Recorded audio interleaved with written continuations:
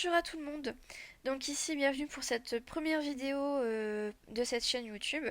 Donc ici, cette première page sera une page, alors non pas une page, mais plutôt une plaque que j'ai trouvée chez Action. C'est une sorte de plaque un peu cartonnée qui est plus épaisse forcément qu'une feuille classique et qui a pour dimension 24 par 30, je crois. Donc là, ici, cette plaque est un cadeau que je voudrais faire à ma marraine puisqu'elle m'a donné beaucoup de tampons de matériel scrapbooking donc elle m'a gentiment donné pour mon anniversaire. Et donc, du coup, je voudrais la remercier avec son matériel, mais aussi avec cette petite plaque. En fait, comme j'ai pas l'occasion de l'avoir souvent, c'est l'occasion. Donc ici pour réaliser cette plaque en fait ce que je vais utiliser comme matériel ça va être donc cette plaque forcément puis aussi des papiers de chez Action. Donc ici le bloc que vous voyez à gauche, c'est un bloc que j'ai acheté il y a une paire de mois de ça, donc je pense qu'ils le font plus.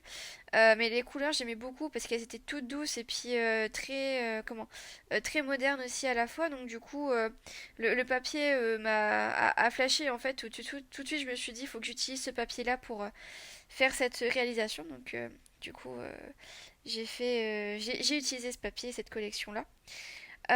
Donc ici, l'objectif de cette plaque aussi sera en fait uniquement de faire l'embellissement en fait de la page et de pas intégrer de photos.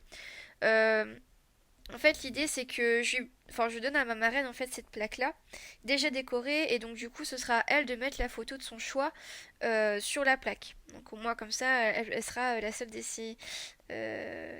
Enfin du moins ce sera la seule à décider à l'emplacement, enfin du moins à la photo qu'elle pourra mettre sur cette plaque là.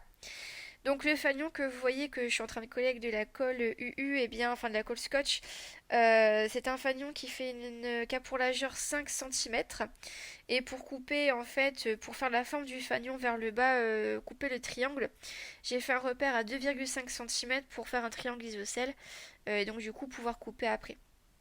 J'ai décidé de coller ici la possible photo sur un papier noir, donc ça permettra à la photo de ressortir en fait du décor.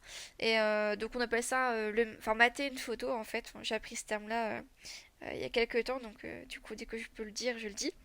Donc voilà, donc du coup je mate la photo avec du papier noir pour faire ressortir la photo et ça permet de la mettre en valeur en fait.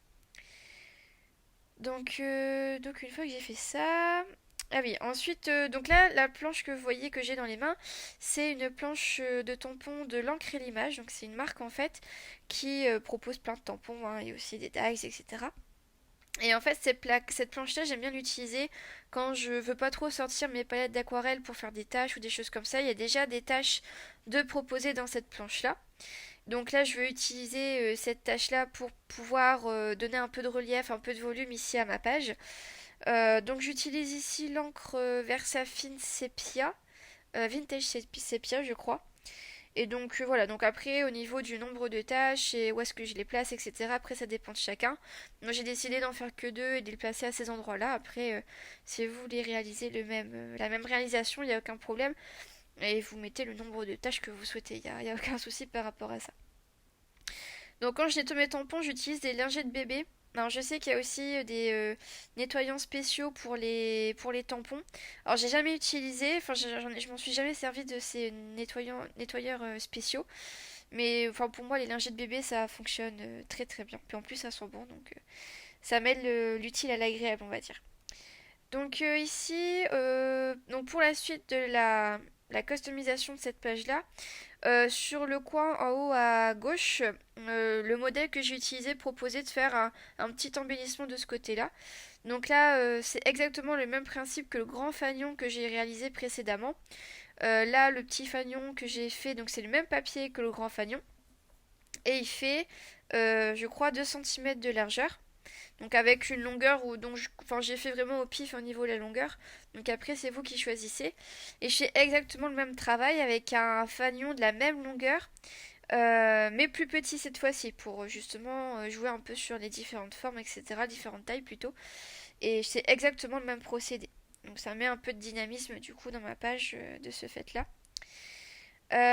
Donc ici, pour donner un peu plus de contraste à la page, le modèle que j'utilisais proposait de mettre du washi tape avec une bobine de film, en fait, Je sais plus comment ça s'appelle. Je sais plus. Enfin bref, ouais, une bobine de fil. Et donc heureusement j'en avais à la maison, donc du coup j'ai pu l'utiliser. Et c'est vrai que ça donne un petit cachet à la plaque, c'est assez sympa. Et en plus ça rappelle aussi du coup le matage de ma photo avec le papier noir juste derrière. Donc là, c'est un des tampons que ma marraine m'a offert pour mon anniversaire. Alors comme elle fait plus de scrapbooking, du coup elle a dit qu'elle m'en faisait cadeau, donc j'étais hyper contente.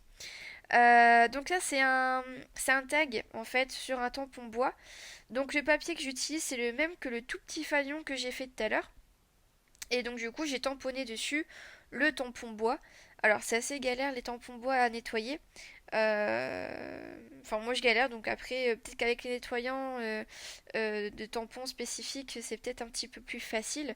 Mais c'est vrai qu'avec les lingettes c'est un peu plus compliqué.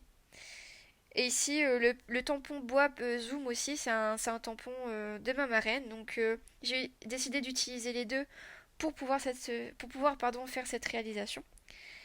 Donc après, bien sûr, je détourne. Alors, avant de détourer, j'attends que ce soit bien sec pour éviter qu'il y ait des bavures sur les doigts et que bah, du coup le tampon soit raté et qu'on soit obligé de recommencer. Ce serait quand même dommage.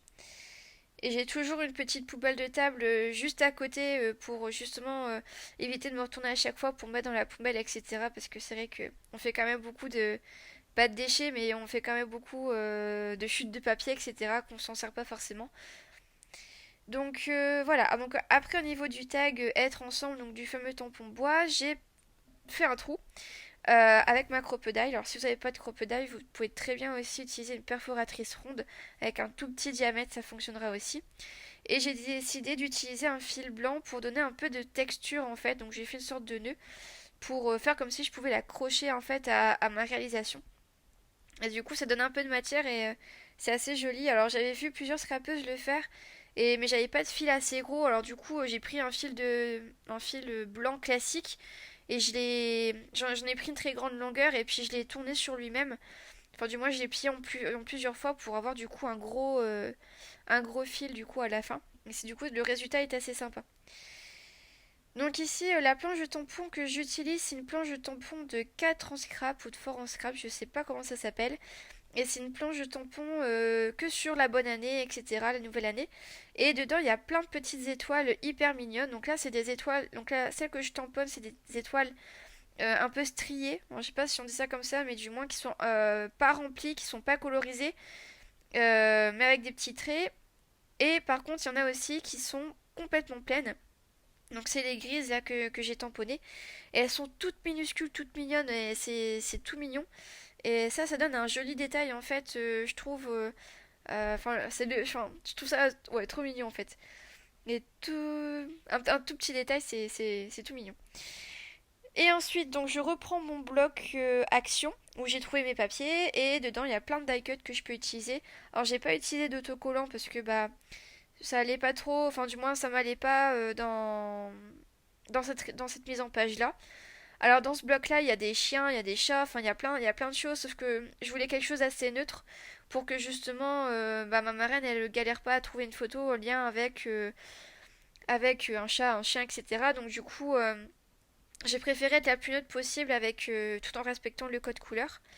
Et donc j'ai décidé d'utiliser des esperluettes, les petites maisons, des petits mots, etc. Donc toujours dans la neutralité. Et donc une fois que ça c'est fait, je range mon matériel. Mais essaye d'être le plus organisé possible. Et alors, là pour... alors, avant de faire tout mon travail de d'embellissement, j'utilise de la mousse 3D, alors en rouleau. Donc ça, pareil, j'ai trouvé ça chez Action. Donc ça me permet de mettre en relief ma photo, donc encore une fois de la mettre en valeur. Et aussi de pouvoir glisser mes embellissements en dessous. Parce que du coup, ça fait comme si l'embellissement sortait de la photo ou même était derrière la photo, c'est assez sympa.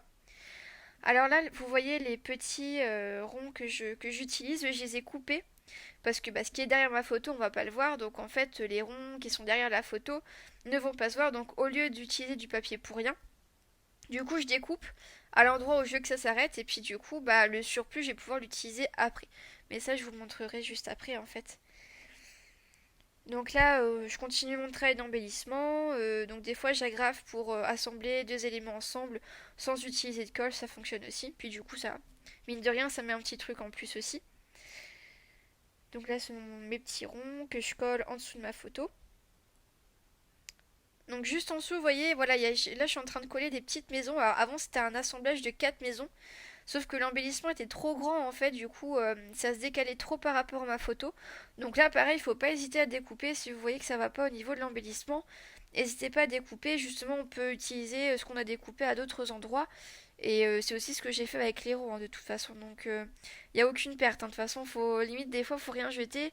Ça peut toujours servir aussi bien dans la réalisation qu'on fait que pour un projet qui sera plus tard. Faut pas tout jeter non plus. Hein. Donc voilà par rapport à ça. Donc là, je colle justement les petits ronds qui me restaient. Et là, les petites étoiles que j'utilise, ce sont toujours des étoiles donc de fort en scrap ou de 4 en scrap, pardon. Donc c'est des embellissements bois, forme d'étoiles. Donc ça rappelle les étoiles que j'ai tamponnées à la Versafine noire et la Versafine grise. Donc, et ça rappelle aussi les couleurs justement du tamponnage avec la Versafine sépia et aussi les petits ronds de couleurs que j'ai introduits. Donc c'est vraiment dans les couleurs en fait de la collection de papier. Donc c'est assez sympa aussi. Puis c'est aussi tout discret. Donc ouais. Et ici donc là le sorte d'aqua shimmer. Donc ouais c'est l'aqua shimmer de nouveau que j'utilise. Donc c'est une sorte de pinceau avec de l'eau avec plein de petites paillettes à l'intérieur. Et en fait, bon là sur la vidéo on voit pas trop, mais sur les photos ici, on va le voir en fait. Donc là du coup j'ai plus qu'à vous laisser avec les petites photos que j'ai mis en introduction. Vous verrez un petit peu le phénomène pailleté, c'est assez sympa. Et donc j'espère que cette vidéo vous a plu et que ça va vous donner envie de scraper à votre tour. Donc voilà, je vous souhaite une belle soirée, puis à bientôt. Allez, bye.